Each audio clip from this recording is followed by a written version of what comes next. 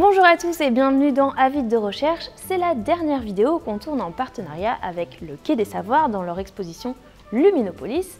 Alors la dernière fois, je vous ai parlé de pollution lumineuse. Bon, quand on a réussi à se débarrasser de la pollution lumineuse, il ne nous reste plus qu'à regarder les étoiles. On peut enfin les voir.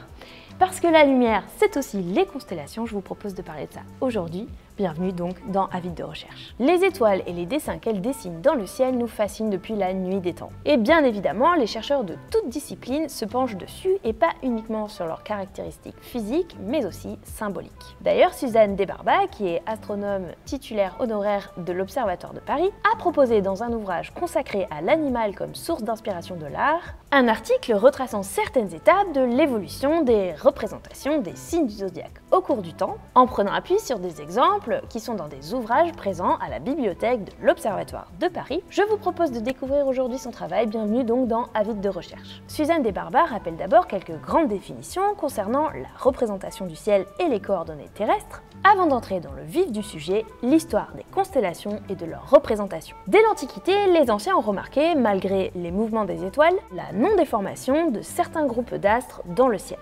Ce n'est que bien plus tard, avec l'invention de lunettes astronomiques suffisamment puissantes, que l'on peut découvrir les mouvements propres à chaque étoile, parce qu'ils ne sont pas visibles à l'œil nu. Et d'ailleurs, nous ne pouvons voir que les étoiles les plus brillantes, et beaucoup nous échappent. Alors les hommes ont imaginé des dessins dans ces groupes d'étoiles qu'ils observaient, des animaux, des créatures fantastiques ou des humains. Elle donne par exemple une planche tirée d'un ouvrage datant de 1661, écrit par Andreas Cellarius, mathématicien, géographe et cosmographe aux Pays-Bas. On y voit donc les constellations reportées et illustrées par les figures qui leur sont attribuées.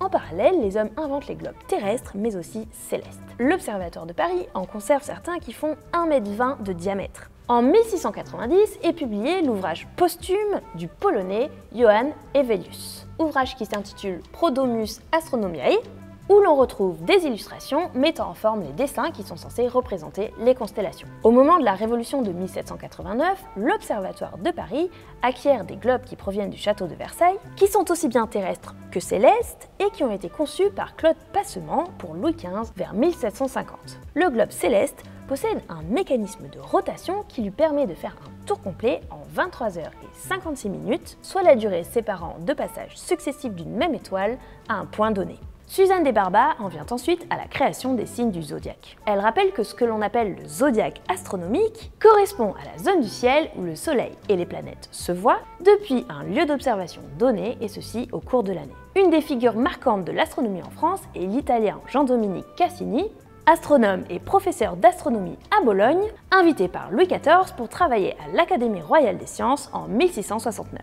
Cassini choisit finalement de s'installer ici et 4 générations de ce nom contribueront au développement de l'astronomie et de la géodésie en France. À la bibliothèque de l'Observatoire de Paris, on peut trouver un article de Cassini relatant sa découverte de la lumière zodiacale, c'est-à-dire une faible lumière triangulaire due à la réflexion du Soleil sur la poussière cosmique et qui s'étend le long de l'axe du Soleil sur le plan de l'écliptique qui est aussi celui du zodiaque. Cet article contient une illustration de la sphère céleste avec la représentation des tropiques, du Cancer et du Capricorne. Suzanne Desbarbat explique ensuite que les anciens ont régulièrement donné des noms d'animaux, d'humanoïdes ou d'humains aux constellations qu'ils observaient dans le ciel. Dans les archives de l'Observatoire, on trouve un atlas céleste de l'arrière-petit-fils de Cassini, donc Cassini IV, avec 35 pages et 35 planches fournissant les coordonnées des principales étoiles nébuleuses et étoiles doubles. La chercheuse pense que l'on peut rapprocher certaines de ces planches de l'atlas de Flamsteed, datant de 1753. Les ouvrages et les trouvailles s'influencent bien sûr les unes les autres, et l'on peut voir leur évolution au fil des progrès, ce que détaille plus précisément la chercheuse. C'est la fin de cette vidéo. Si cette recherche vous a intéressé, n'hésitez pas à consulter l'article, vous pourrez voir toutes les images, je vous mets le lien